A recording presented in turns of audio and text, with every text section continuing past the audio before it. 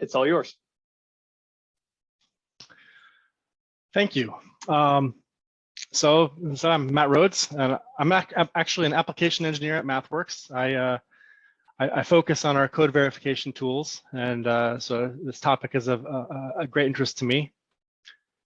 And let me see if I can get this out of the way.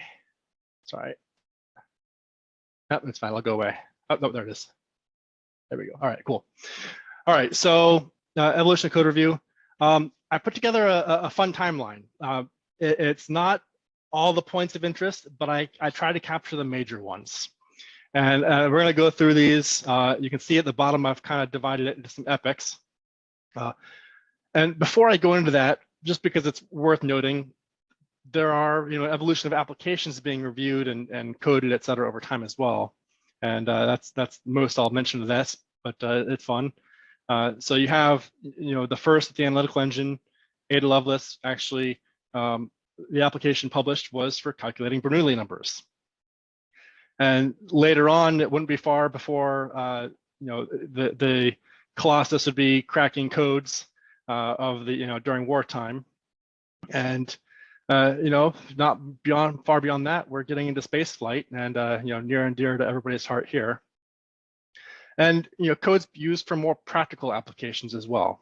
So banking, for instance, and automobiles, and automobiles and space if you're Elon Musk. And but we really can't ignore the probably most ubiquitous application of all, cat memes and videos. So that's kind of covers the gambit for the breadth of applications. And let's focus on the review of code. And obviously, cat memes aren't getting the same level of rigor, but perhaps the applications used to do the sharing and the technologies involved are. So looking at the timeline. So we're going to start off, with the foundational stuff on the left from the analytical engines, not implementation, but conception, and the program for it from published by Ada Lovelace. And it's kind of the Wild West for a bit with various machines for doing computing. And it wasn't really until Alan Turing's halting problem and the Turing machine concept in his paper 36 did some formalization of this space really start to develop. In fact, Alan's laid the foundations in his 36 paper that would get used all the way up into the 90s and beyond. And so we'll talk about that later too. And then Colossus and some of the early machines that were landmarks also, I'll talk about those. And so that's really about the foundations, or Wild West in some cases. And then we really go into a programming language renaissance where all the major languages that were the most influential to a lot of what became code and code review and the processes around developing software. A lot of those foundations came in this era. And then beyond that, it's really the era, the epic of tools for code. And as you can imagine, the tools used for software have quite a big impact on how you manage and review that code.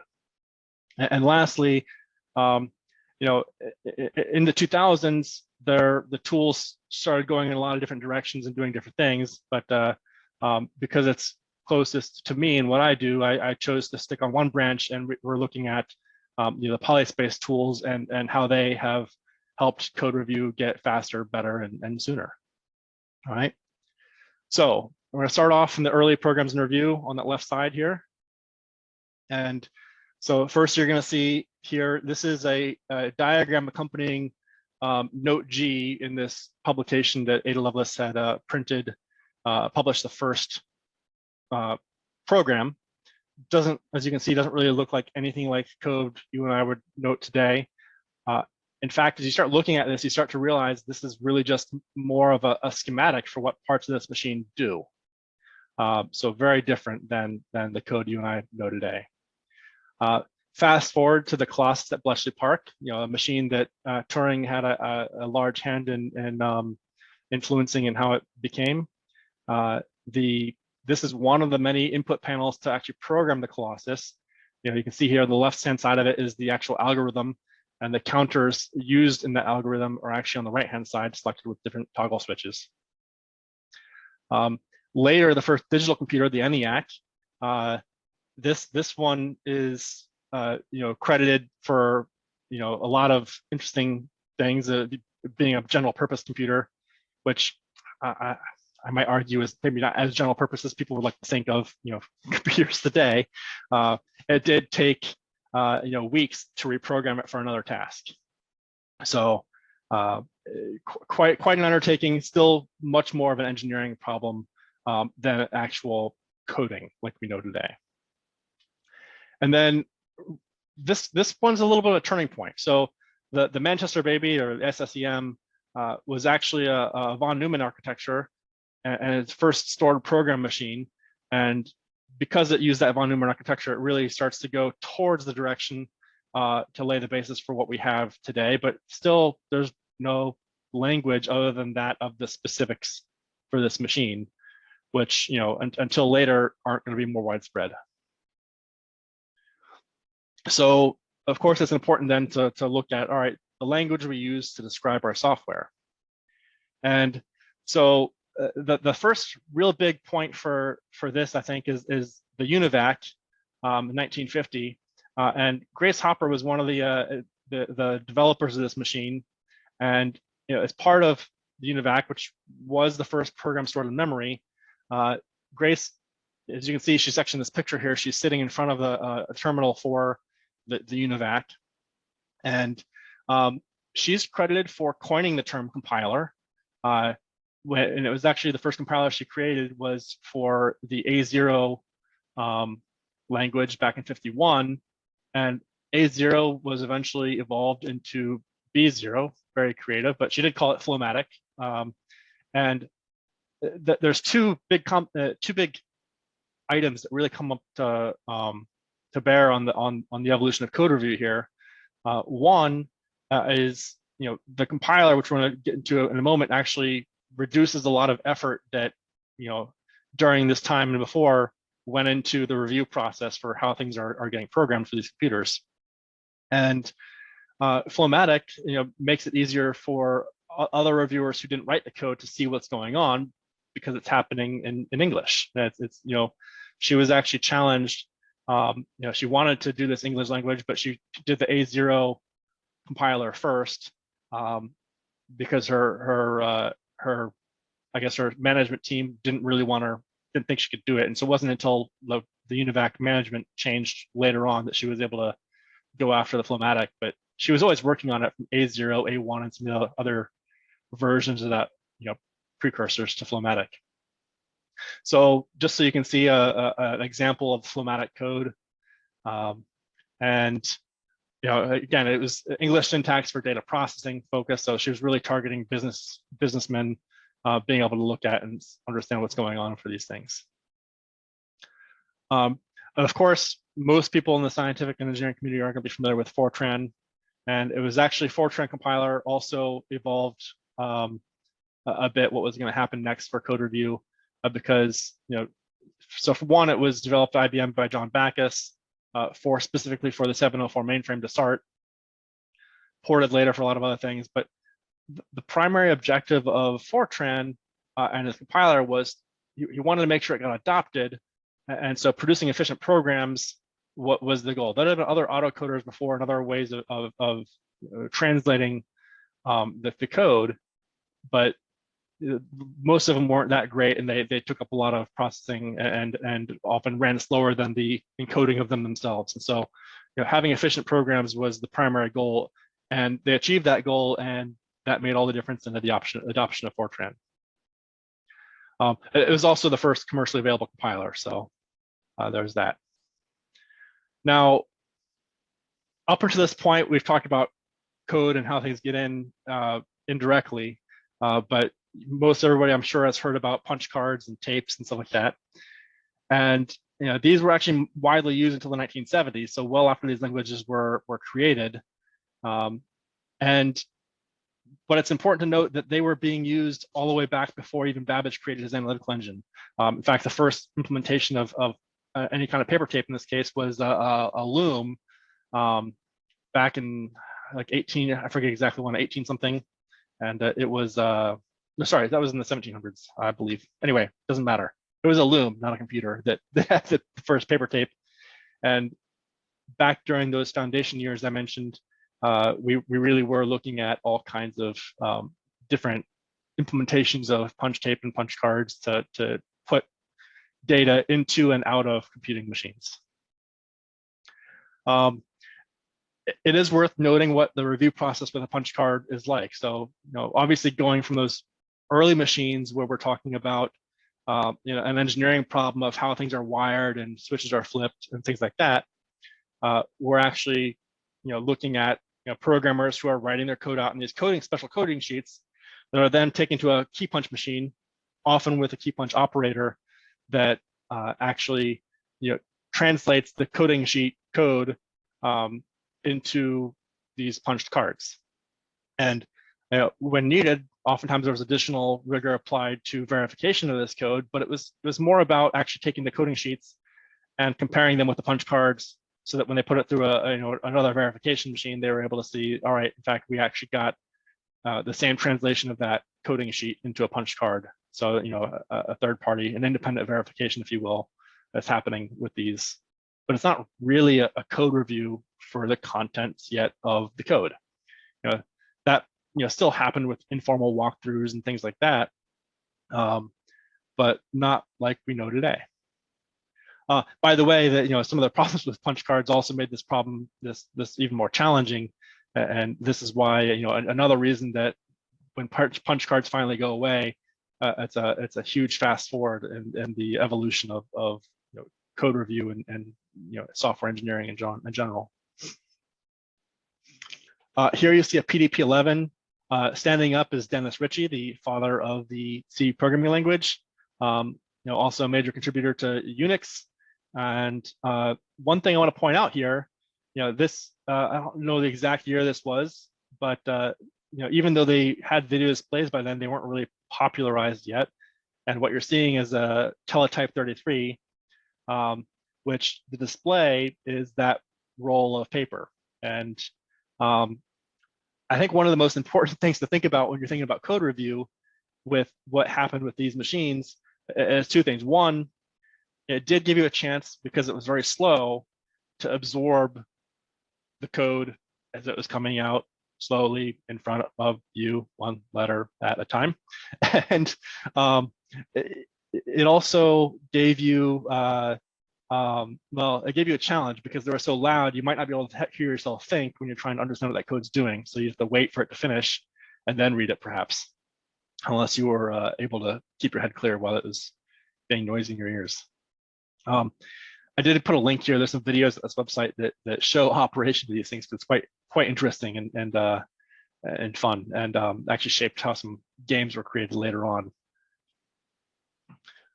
So Ritchie, 1972 introduced the programming language, and it's in version 2 of Unix, and the teletypes are still popular, and so there's still a lot of conciseness is critical for a lot of this, and actually a lot of the things happening so far have influenced what happens here, including if you're used to some of the system libraries like TTY, that's the teletype 33 you just saw. That's why it's there. So there's a lot of influence from the world that came in the C programming language. One of the reasons this language becomes so ubiquitous, of course, is because of how it's ported out and shared around in its utility, but also the publication of the C programming language, also known as KNRC, would make it much more ubiquitous throughout the software world. FORTRAN still gets heavily used because of what it does, but this is this is definitely a major evolution in software engineering. So with that, at this point, we've got a lot of different languages. We got more machines, different ways of coding them. And we're now at a point in time where, because it's gotten easier to write code, we haven't really caught up on how to inspect the code yet as well. And so this is where that starts to happen in 1976. we're going to talk about Fagan inspections and some of the tools that come with that in the 76 and up till 2000. And so 76, Michael Fagan introduces the formal code review, what he called an inspection, versus a walkthrough, which is much more informal. This was in the IBM System Journal. And I'll boil it down to this flow chart here. So it's effectively, define your process and exit criteria for each operation in that process. So the inspection, in other words, is much more than just looking at the code. It defines the things you have to do so you know what you're inspecting in the first place. So the process and the exit criteria for each stage of that process. Then it goes on to separate the operation objectives of each stage in the process and why it's there, so that reviewers and participants can focus on the very specific aspects of what's going on. And so overview is pretty clear. This is about looking at what your code is going to do. Preparation is to figure out how you're going to implement it, but also to get the reviewers up to speed in terms of what they're going to be looking for when they look at your code, and then actually having the inspection itself, and then rework to fix any errors found and follow up to ensure they're applied correctly. And to do this, one of the steps before you actually get to the inspection is they go through and classify the errors by type and frequency for the kinds of things they care about. You're going to see this as an iterative process, and that's why it's important that this doesn't happen overnight. It's not coming from nothing. It's they took a stab in the dark and built on it. And one of the things that came out of the early work, which actually, by the way, 76, when they produced this work took course over 4 years from starting in 1972. And looking at how those errors manifested, they started to develop checklists for the reviewers to prompt what they were looking for as they went. And there were a handful of languages covered for these different checklists by the time they went to publish in 1976. And then most importantly, at the end of all this, after a complete process had taken place, part of the process itself was to see what could be improved and to feed that back into the process for future use. And so in a sense, the Fagan inspection is self-reviewing. So next up, that took things a step further is the lint. Stephen Johnson's responsible for this. It was for the C language initially, and it was really focused on portability, style, and efficiency. But it is worth noting that these are effectively now items on those checklists for review that don't have to be checked by a human as much because they're being automated, and so a review process can be starting to get streamlined for people who are using tools like lint to avoid these issues in the first place. Now, C wasn't in use by Fagan's team at this point, so it wasn't there yet. It would be a later evolution that comes to happen, but it's worth noting the introduction of lint actually made a lot of this possible. So by 86, Fagan actually publishes the first review of the formal review process. I actually couldn't confirm this is the first one, but it seems that it's the first formal review. In any case, it's the most interesting one, I think, because it's by Fagan himself.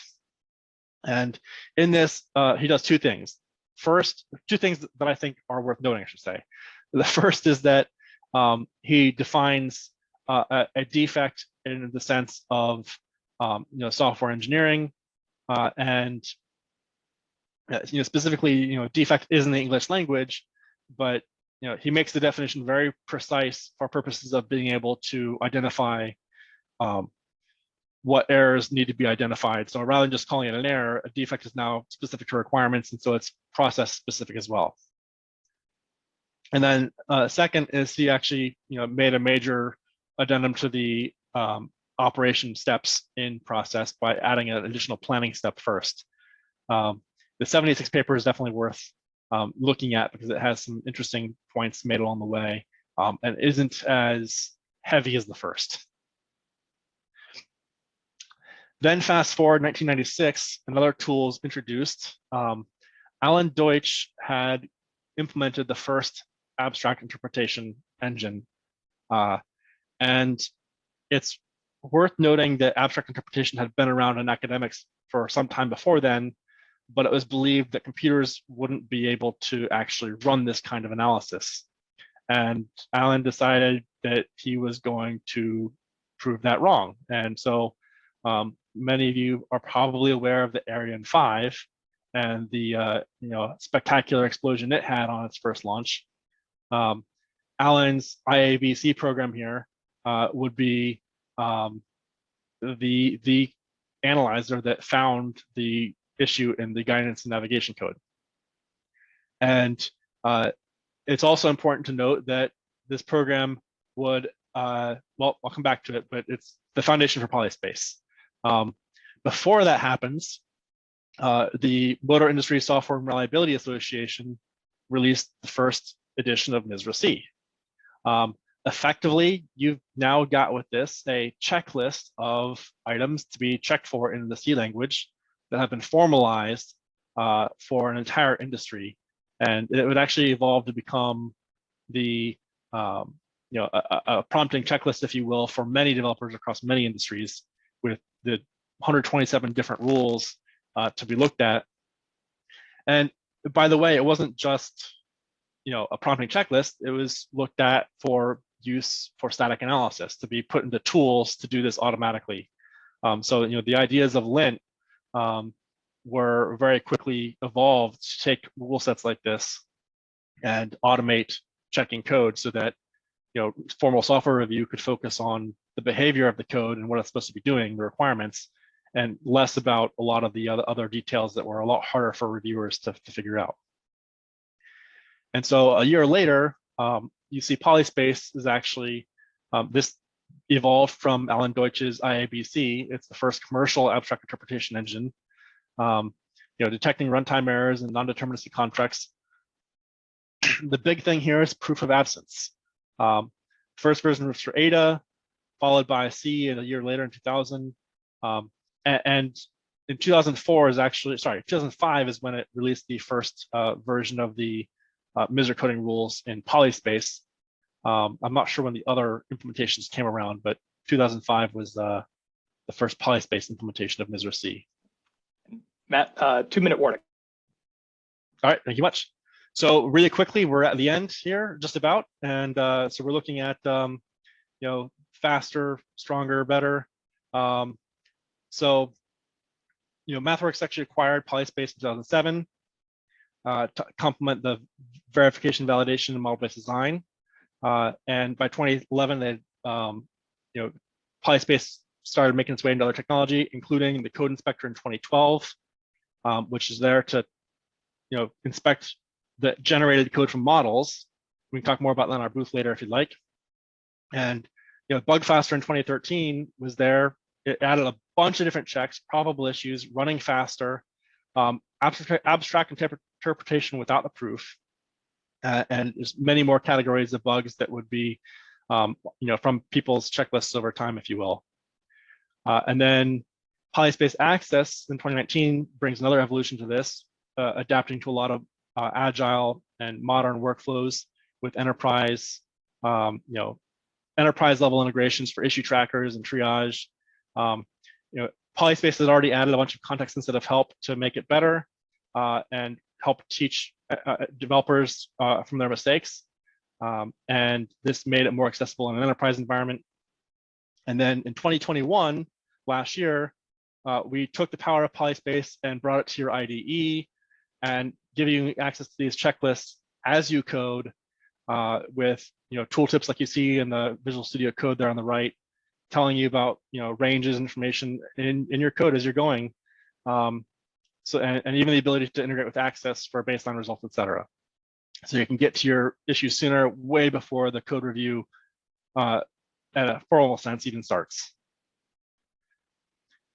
So we went through the foundations, the programming language renaissance, static analysis tools taking shape, Polyspace evolving that further. And there you have it. That is a very quick walkthrough of many things of the evolution of code review. Wonderful. Thank you so much, Matt. Unfortunately, we don't have any time for questions, but we can bring some over to the Slack if there are any.